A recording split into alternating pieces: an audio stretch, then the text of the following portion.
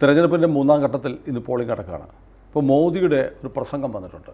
വിദേശ ശക്തികൾ ഇന്ത്യയിലെ തെരഞ്ഞെടുപ്പിനെ സ്വാധീനിക്കാൻ ശ്രമിക്കുന്നു എന്നാണ് മോദിയുടെ ഒന്നാമത്തെ ഒരു അലിഗേഷൻ. അതോടൊപ്പം മോദി പറയുന്നു, ഇന്ത്യയിലെ മുസ്ലിങ്ങൾ ശ്രദ്ധിക്കണം, നിങ്ങളെ വോട്ട് ബാങ്കാക്കാൻ ചിലർ ശ്രമിക്കുന്നുണ്ട്, ആ കെണിയിൽ വീഴരുത്. ഇതിനകത്ത് രണ്ടിലും വല്ല വാസ്തവമുണ്ടോ? പിന്നെ അതിൻ്റെ ഏറ്റവും അവസാനത്തെ ഇതല്ലേ ഉദാഹരണമല്ലേ ഈ ADR, association for democratic voting മെഷീനെതിരെ കേസ് കൊടുത്തു. വോട്ടിംഗ് മെഷീനെതിരെ കേസ് കൊടുത്ത് അവരാരാണ്? അത് സോറോസ് ഫണ്ടഡ് സംഘടനയാണത്. സുപ്രീം കോടതി was absolutely upset on them. ആദ്യം ചോദിച്ചു, നിങ്ങൾ ഈ 6 മാസം കൂടുമ്പോൾ ഇത് ചൊറിഞ്ഞുകൊണ്ട് വരുന്നത് എന്തിനാണ് ഈ EVM എന്ന് പറഞ്ഞുകൊണ്ട്. പിന്നെ ഇവരെന്ത് ചെയ്തെന്ന് വെച്ചാൽ ഈ ഹർജി പിൻവലിച്ചിട്ട് മോഡിഫൈ ചെയ്തിട്ട്, കാരണം ആദ്യത്തെ ഹർജിയിൽ ഇലക്ഷൻ കമ്മീഷനെയൊക്കെ ഒരുപാട് കുറ്റമൊക്കെ പറയുന്നുണ്ടായിരുന്നു. സുപ്രീം കോടതി പറഞ്ഞു അതൊന്നും നടക്കില്ല, അങ്ങനത്തെ കേസ് എടുക്കില്ല ഇവിടെ. നിങ്ങൾ സകലവരുടെയും ഉദ്ദേശശുദ്ധിയെ ചോദ്യം ചെയ്യുക, അവൻ കള്ളനാണ് ഇവൻ കള്ളനാണെന്ന് പറഞ്ഞ് ഞങ്ങൾ ഹർജി എടുക്കുന്നില്ല. ഒടുവിൽ പ്രശാന്ത് ഭൂഷൺ കൈയും കാലും പിടിച്ചിട്ട് പറഞ്ഞു ഞങ്ങൾ ഹർജി മോഡിഫൈ ചെയ്യാം എന്ന് പറഞ്ഞിട്ട് മോഡിഫൈ ചെയ്ത് സബ്മിറ്റ് ചെയ്യാം. ശരി, ഒരാഴ്ച കഴിഞ്ഞ് ചെയ്യണമെന്ന് പറഞ്ഞു. അത് ചെയ്തില്ല, അത് താമസിച്ചു. ആ ജഡ്ജ്മെൻറ്റ് തുടങ്ങുന്നത് delay in filing modified petition is condoned. ഇതാണ് ആദ്യത്തെ വാചകം. മോഡിഫൈഡ് പെറ്റീഷൻ സബ്മിറ്റ് ചെയ്യാൻ വന്ന ഡിലേ ഞങ്ങൾ ക്ഷമിച്ചിരിക്കുന്നു. എന്നിട്ട് ഫസ്റ്റ് ഈ പെറ്റീഷണേഴ്സ് പറഞ്ഞ പ്രകാരം ഞങ്ങൾ റെക്കോർഡ് ചെയ്യുകയാണ്, പെറ്റീഷണർക്ക് ഒരു കംപ്ലൈൻറ്റും ഇലക്ഷൻ കമ്മീഷനെ പറ്റി ഇല്ല. ഈ EVM ആരെങ്കിലും മാനിപ്പുലേറ്റ് ചെയ്തു എന്നുള്ള കംപ്ലൈൻറ്റും പെറ്റീഷണർക്ക് ഇല്ല. ഇനി പെറ്റീഷൻ ഉന്നയിച്ച ബാക്കി കാര്യങ്ങൾ എന്ന് പറഞ്ഞിട്ടാണ് തുടങ്ങുന്നത്. ഇത് രണ്ടും അസന്നിഗ്ധമായ ഭാഷയിൽ റെക്കോർഡ് ചെയ്തു. ജസ്റ്റിസ് സഞ്ജീവ് ഖന്ന ദീപാങ്കർ ദത്തയുടെ ഒരു കൺകറിങ് ജഡ്ജ്മെൻറ്റ് കൊണ്ട് കൂടെ,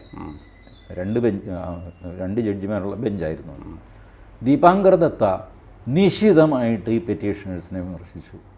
നിങ്ങൾ ഈ ഇന്ത്യൻ ഇലക്ഷൻ അട്ടിമറിക്കാൻ ശ്രമിക്കുകയാണ്, ഇന്ത്യൻ ഇലക്ഷൻ്റെ വലിപ്പം നിങ്ങൾക്ക് അറിഞ്ഞുകൂടാ, നിങ്ങൾ ഞങ്ങൾക്ക് ജർമ്മനിയുടെ ഉദാഹരണം കാണിച്ചു തരുന്നു. വെസ്റ്റ് ബംഗാളിൻ്റെ വലിപ്പമില്ല ജർമ്മനിക്ക്. വെസ്റ്റ് ബംഗാളിൽ എത്ര വോട്ടർമാർ നിങ്ങൾക്ക് ഉണ്ടെന്ന് നിങ്ങൾക്കറിയാമോ? സുപ്രീം കോടതിയുടെ ജഡ്ജ്മെൻറ്റിലുള്ള സ്റ്റാറ്റിസ്റ്റിക്സ് ഞാൻ പറയാം. 97 കോടി വോട്ടർമാരാണ് ഇന്ത്യയിൽ. 1 ലക്ഷം കോടിയാണ് ഈ തെരഞ്ഞെടുപ്പിൻ്റെ ചെലവ്. ഇതിൻ്റെ നടുക്ക് ഈ ഹർജിയുമായിട്ട് നടന്ന് മനുഷ്യനെ ബുദ്ധിമുട്ടിക്കുന്നത് ജനാധിപത്യത്തെ അട്ടിമറിക്കാൻ വേണ്ടിയിട്ടാണ്. ഈ ജനാധിപത്യത്തെ അട്ടിമറിക്കുന്ന ഈ ADR, association for democratic reforms, ഇവരുടെ ഫണ്ട് ആരുടെയെന്ന് നോക്കിക്കഴിഞ്ഞാൽ സോറോസിൻ്റെ ഫണ്ടാണ്. ഇതിൻ്റെ ഒരു പ്രധാന കണ്ണി കേജ്രിവാളും കൂടെയാണ്. അതാണ് കേജ്രിവാളിനെ വളരെ പെട്ടെന്ന് അറസ്റ്റ് ചെയ്യാൻ കാര്യം. ഇത്തവണത്തെ തെരഞ്ഞെടുപ്പ് 2024 തെരഞ്ഞെടുപ്പ് നടത്തുകയില്ല എന്നവർ തീരുമാനിച്ചിരുന്നു. ഇത് നടത്താതിരുന്നാൽ അവരുടെ പ്രധാനപ്പെട്ട ആർഗ്യുമെൻ്റ് അവർ ജയിക്കും, മോദി ഫാസിസ്റ്റാണ്, തെരഞ്ഞെടുപ്പ് നടന്നില്ല, നടത്താൻ ഇയാൾക്ക് പ്രാപ്തിയില്ല, ജനാധിപത്യത്തിൽ അയാൾക്ക് വിശ്വാസമില്ല. അപ്പോൾ ഇങ്ങനെ പല രീതിയിൽ അട്ടിമറിക്കാൻ ഇവർ ശ്രമിച്ചു. സുപ്രീം കോടതി അതിന് വഴങ്ങിയില്ല. അതോടെ ഇവരുടെ അവസാനത്തെ ആയുധം താഴെ വെച്ചു. വാസ്തവത്തിൽ സുപ്രീം കോടതി ഇവർക്ക് പിഴയിടാഞ്ഞത് ഭാഗ്യം. അതേസമയം ഇവർ കൊട്ടിഘോഷിക്കുന്നത് ഞങ്ങൾ പറഞ്ഞ 2 കാര്യം സുപ്രീം കോടതി അംഗീകരിച്ചു. 45 ദിവസം ഈ EVM സൂക്ഷിക്കണം, അത് സുപ്രീം കോടതി സമ്മതിച്ചു. മൈക്രോ കൺട്രോളർ പരിശോധിക്കണം, അതും സുപ്രീം കോടതി സമ്മതിച്ചു. ഇത് രണ്ടും നേരത്തെ ഉള്ളത് തന്നെയാണ്. 45 ദിവസം അല്ലെങ്കിലും ഇലക്ഷൻ കമ്മീഷൻ ഇത് സൂക്ഷിക്കാറുണ്ട്. കാരണം 45 ദിവസമാണ് ഇലക്ഷൻ പെറ്റീഷൻ കൊടുക്കാനുള്ള ടൈം ലിമിറ്റ്. ഈ 45 ദിവസം കഴിയുമ്പോൾ ഇലക്ഷൻ കമ്മീഷൻ ഹൈക്കോടതി രജിസ്ട്രാർക്ക് കത്തയക്കും, ഏതെങ്കിലും ഇലക്ഷൻ പെറ്റീഷൻ പെൻഡിങ് ഉണ്ടോ. ഹൈക്കോടതി രജിസ്ട്രാർക്ക് കത്തയക്കും, copy to chief secretary, copy to district collector, എല്ലാ സംസ്ഥാനങ്ങളിലും അയക്കും. ഇദ്ദേഹത്തിന് സ്റ്റേറ്റ് പോലീസ് ചീഫിന് എന്തെങ്കിലും കംപ്ലൈൻറ്റ് ഇതുപോലെ ഉണ്ട്, ഈ EVM സൂക്ഷിക്കണോ. ഇവരുടെ റിട്ടേൺ റിപ്ലൈ കിട്ടിക്കഴിഞ്ഞാലാണ് EVMലെ ഡാറ്റ കളയുന്നത്. അപ്പോൾ പിന്നെ ഇവരെന്താ പ്രത്യേകിച്ച് നേടിയിരിക്കുന്നത്? 45 അല്ല, വാസ്തവത്തിൽ 65-75 ദിവസം ഇത് സൂക്ഷിക്കുന്നുണ്ട്. കാരണം ഇത് 45 കഴിഞ്ഞിട്ടേ കത്ത് പോവുള്ളൂ, പിന്നെ റിപ്ലൈ വരണ്ടേ. രജിസ്ട്രാർക്ക് ചുമ്മാ ഇരുന്നിട്ട് ഇവിടെ ഒരു കേസും ഇല്ലയെന്ന് പറയാൻ പറ്റുമോ? അങ്ങനെ ഒരു റെക്കോർഡ് നോക്കണ്ടേ, ആരെങ്കിലും കേസ് ഫയൽ ചെയ്തിട്ടുണ്ടോ എന്ന്. ഒരു സ്വതന്ത്രൻ മതി ഒരു ഇലക്ഷൻ കേസ് കൊടുക്കാൻ, അതും കേസ് തന്നെയാണല്ലോ. അപ്പോൾ ഈ EVM സൂക്ഷിക്കണം. അപ്പോൾ ഇവർക്ക് ഒരു റിലീഫും കിട്ടിയിട്ടില്ല. നമ്പർ 2, മൈക്രോ കൺട്രോളർ പരിശോധിക്കണം. കോടതി പറഞ്ഞു മൈക്രോ കൺട്രോളർ പരിശോധിച്ചു, അതിനുള്ള ചിലവ് നിങ്ങൾ അടയ്ക്കണം. യു വാണ്ട് ടു ഇൻസ്പെക്ട്, അതിൻ്റെ പൈസ അടച്ചു. ആ പ്രൊവിഷൻ നേരത്തെ തന്നെ ഉണ്ട്. ഇലക്ഷൻ കമ്മീഷൻ പറഞ്ഞു നിങ്ങൾക്ക് ഇതിൽ സംശയമുണ്ട്, ഇത് കൺട്രോളർ പരിശോധിക്കും. കൺട്രോളർ പരിശോധിച്ചു, പക്ഷേ ചിലവുള്ള കാര്യമാണ്. ഭാരത് ഇലക്ട്രോണിക്സ് ലിമിറ്റഡിൽ നിന്ന് ബാംഗ്ലൂരിൽ നിന്ന് ആൾ വരണം, അവരൊക്കെ വന്നിട്ടൊക്കെ ഈ പരിശോധന നടക്കുകയുള്ളൂ. ഈ പരിശോധിച്ചാൽ മനസ്സിലാവുന്നൊരു സാധനമൊന്നും അല്ല ഈ സോഫ്റ്റ്വെയർ. നമ്മുടെ ഇപ്പോൾ എം സ്വരാജ് ബാബുവിനെതിരെ കേസ് കൊടുത്തു. എം സ്വരാജിനും ബാബുവിനും മൈക്രോ കൺട്രോൾ പരിശോധിക്കാൻ പറ്റുമോ? പറ്റില്ല. അപ്പോൾ അവരൊരു പ്രൈവറ്റ് എഞ്ചിനീയറെ ഹയർ ചെയ്യും. ഈ പ്രൈവറ്റ് എഞ്ചിനീയർക്ക് ഇത് മനസ്സിലാകും, പക്ഷേ ഇത് മനസ്സിലാക്കി കൊടുക്കാൻ അപ്പുറത്തേര അത് ഇലക്ട്രോണിക്സ് കോർപ്പറേഷൻ ഓഫ് ഇന്ത്യയുടെയോ അല്ലെങ്കിൽ ഭാരത് ഇലക്ട്രോണിക്സ് ലിമിറ്റഡുടെയോ എഞ്ചിനീയർ വരണം. ഇതിൻ്റെയൊക്കെ ചിലവ് ആര് വഹിക്കണം? ഈ സംശയം ഉന്നയിച്ച ആൾ വഹിക്കണം. ഇതാണ് കോടതി പറഞ്ഞത്. ഇത് വലിയ വിജയമായിട്ട് ഇവർ കൊണ്ടാടുകയാണ്. വാസ്തവത്തിൽ ഇവരെ പറ്റി അതിനകത്ത് എസ്പെഷ്യലി ദീപാങ്കർ ദത്ത എഴുതിയ കമൻസ് ഭയങ്കര ഷാർപ്പാണ്. മലയാളം മീഡിയ അത് റിപ്പോർട്ട് ചെയ്തില്ല, ഇംഗ്ലീഷ് പത്രങ്ങളൊക്കെ റിപ്പോർട്ട് ചെയ്തു ഭീകരമായിട്ട്. പ്രശാന്ത് ഭൂഷൺ സ്വയം റിപ്പോർട്ട് ചെയ്തു.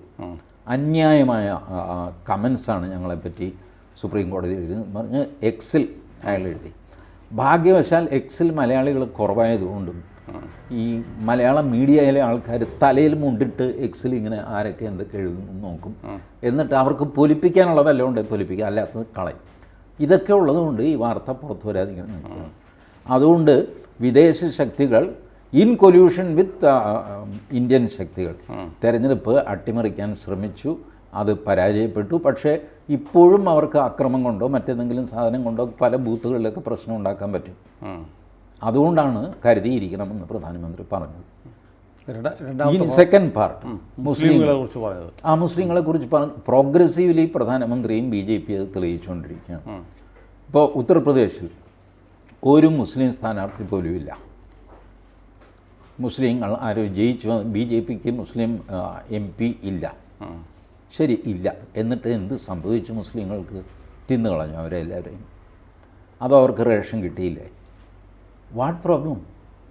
ഒരു പ്രശ്നവും ഉണ്ടായില്ല. ഈ മുസ്ലിങ്ങളുടെ കാര്യം നോക്കാനായിട്ട് മുസ്ലിം MLA വേണം, മുസ്ലിം MP വേണം എന്നുള്ള ഇക്വേഷൻ സാമാന്യ ബുദ്ധിക്ക് നിരക്കുന്നതല്ല. അതാണ് വർഗീയ ചിന്ത. MLA ആരുമായിക്കോട്ടെ എല്ലാവരുടെയും MLA ആണ്. ഈ ചിന്ത ഹിന്ദുക്കൾക്കില്ലാത്തതെന്താ?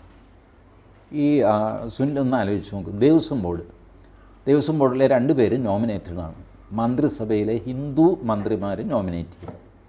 ബാക്കി ഒരാൾ നിയമസഭയിലെ ഹിന്ദു MLAമാർ നോമിനേറ്റ് ചെയ്യും. ഈ ഹിന്ദു MLAമാർ ഒരിക്കലും വരാത്ത ചില സ്ഥലങ്ങൾ ഞാൻ പറയാം. പാലായിൽ ഹിന്ദു MLA വരില്ലല്ലോ, വോട്ടവകാശവും ഇല്ല. പക്ഷേ പാലായിൽ ദേവസ്വം ബോർഡിന് ക്ഷേത്രം എത്രയുണ്ട്? രാമപുരം അടക്കം. അപ്പോൾ അവിടുത്തെ ഹിന്ദുക്കളെ ആര് റെപ്രസെൻ്റ് ചെയ്യുന്നു ദേവസ്വം ബോർഡ് തിരഞ്ഞെടുപ്പിൽ? ആരുമില്ല. എറണാകുളത്ത് ഇടയ്ക്ക് സാനുമാഷ് ജയിച്ചത് ഒഴിച്ചാൽ ബാക്കി മുഴുവൻ ലത്തീൻ കത്തോലിക്കരാണ് ജയിച്ചിരിക്കുന്നത് എറണാകുളത്ത്. ഒരു തവണ ഒരു എക്സെപ്ഷൻ എന്നുള്ള നിലയ്ക്ക് MK സാനു ജയിച്ചു. ബാക്കി എല്ലാം ലത്തീൻ കത്തോലിക്കരാണ് പ്രാതിനിധ്യയോടെ.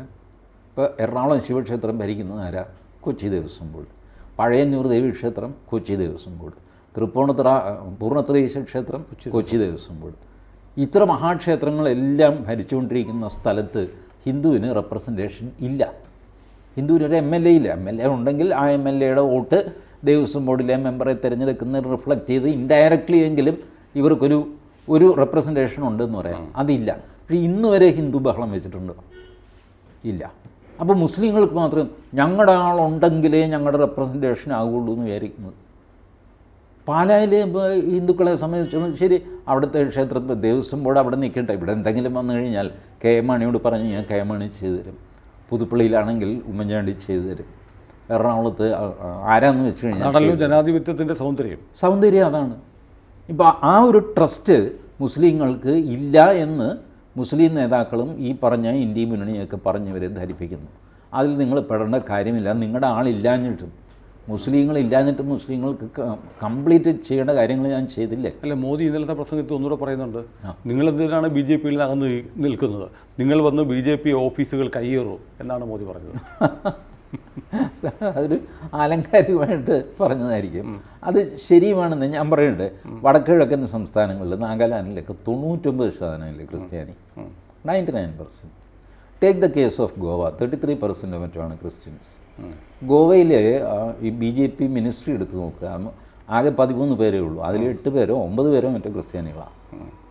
എന്തിന് ക്രിസ്ത്യാനികൾക്ക് ഈ പറഞ്ഞ മാതിരി ഭയവും ഇല്ല. കുറേ ഇപ്പോൾ ഈ മണിപ്പൂർ എന്ന് പറഞ്ഞ് ഭീഷണിപ്പെടുത്തുന്ന കുറച്ച് ബിഷപ്പുമാരുണ്ട് എന്നുള്ളത് വെച്ചാൽ ക്രിസ്ത്യാനികൾക്ക് അങ്ങനെ സീരിയസ് ആയിട്ട് ഈ ഭയമൊന്നുമില്ല.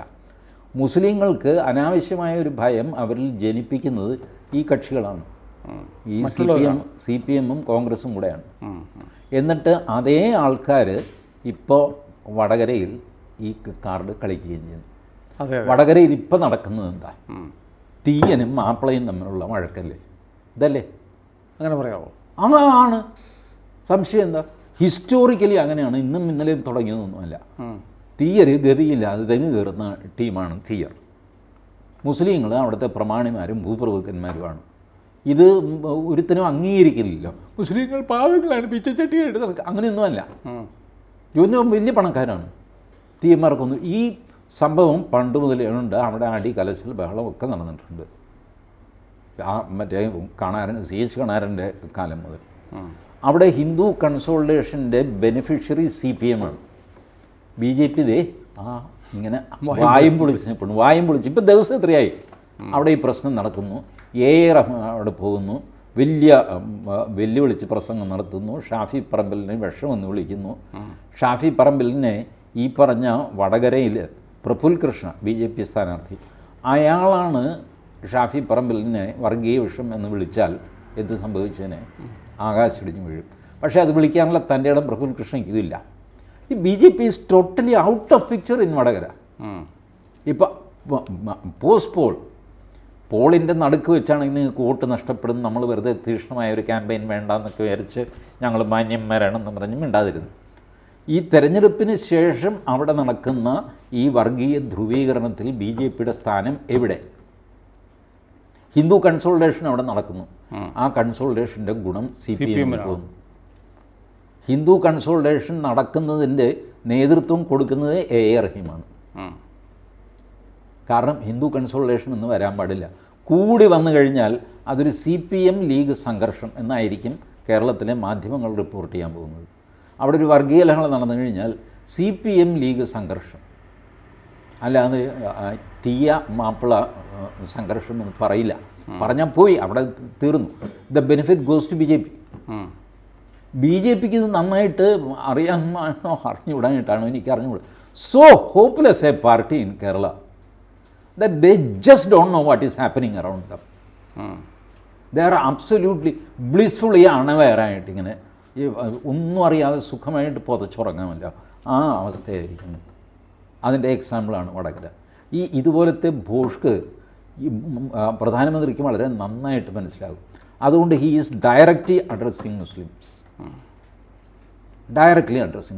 നിങ്ങൾ ഈ വേണ്ടാത്ത യുവമാരുടെ വാചകടിയൊന്നും കേൾക്കാതെ ഞാൻ പറയുന്നത്, I have shown you example. 73 MP-മാർ UP നിന്ന് ഒരൊറ്റ MP മുസ്ലിം ഇല്ല. എന്നിട്ട് UP-യിലെ ഒരൊറ്റ മുസ്ലിമിന് ഒന്നും സംഭവിച്ചിട്ടുമില്ല. എല്ലാവർക്കും റേഷൻ കിട്ടി, ഗ്യാസ് കിട്ടി, കുടിവെള്ളം കിട്ടി, കറണ്ട് കിട്ടി, വന്നു പോയി, ഫ്യൂസ് ഇട്ടു ഇട്ടില്ല, അടിപിടി ബഹളം ഒക്കെ എല്ലാം പഴയ പോലെ നടക്കുന്നു ഭംഗിയായിട്ട്. What more you want? 60% മുസ്ലിങ്ങളുള്ള മണ്ഡലങ്ങളിൽ പോലും വൻ ഭൂരിപക്ഷത്തിൽ BJP-യാണ് ജയിക്കുന്നു. അത് പ്രധാനമന്ത്രി തുറന്ന് പറയുന്നു, ഈ വല്ലവൻ്റെ അടുക്കളയിൽ പോയി പാത്രം കഴുകാൻ നിൽക്കാതെ നിങ്ങൾ ആത്മാഭിമാനമായിട്ട് നിൽക്കുക.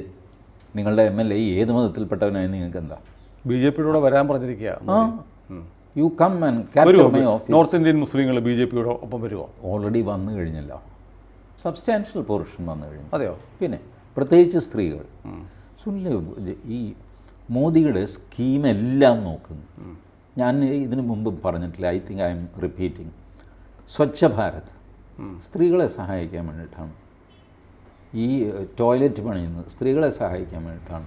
ഗ്യാസ് സബ്സിഡി സ്ത്രീകളെ സഹായിക്കാൻ വേണ്ടിയിട്ടാണ്. എവറിത്തിങ് വീട് വയ്ക്കുന്നത് സ്ത്രീകളെ സഹായിക്കാൻ വേണ്ടിയിട്ടാണ്.